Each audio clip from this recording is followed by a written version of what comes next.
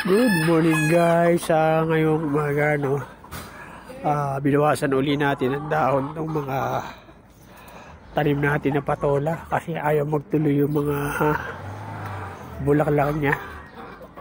So ginawa natin yung paligid, hindi ko lang maabot yung sa may parting gitna. Pero asap na yan. Eto meron na tayo na buo na isang bunga. Ayan, sure na bunga na po yan. Ayan, meron na tayong sure na bunga na isa. Kasi kalalagay ko lang tigyan nung isang araw ng inabunuhan ko uli yan. May kasabang urea at conflict. So as of now, hindi natin kasi ma-check lahat ko. Pero marami po siyang bulaklak kung nakikita nyo. Ayan.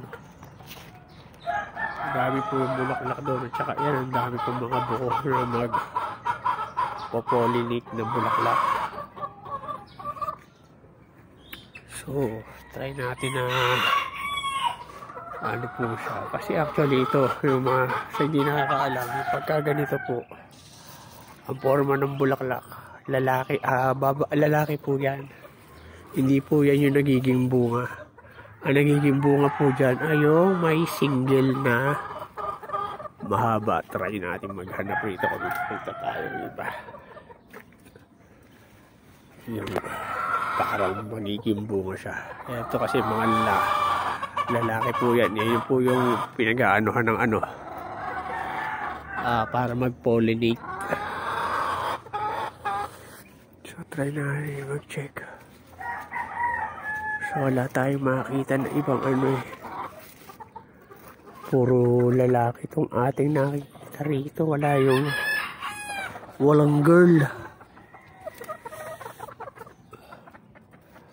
So wala tayong makita na girl na bunga. Bali ang actually ang bunga niyan pagka nagtuloy, pollinate. Ito kung nakikita nyo to. Ayan. Ayan, single na yan. Ito kung nagtuloy to, bunga po yan. Ayan po yung katabi niya itong lalaki. Kung nagbuka to, tapos ito rin magiging bunga to kagaya nitong isa na to. Kasi hindi siya nagtuloy.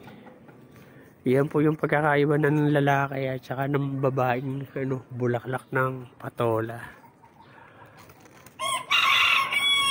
So yun na muna yung update natin dito sa tanim natin na patola. At pagka try natin silipin ko doon sa ilalim ko. Minsan kasi kaya dapat talaga tinaanuhan to pag nasa balag kasi minsan hindi nakikita yung bunga.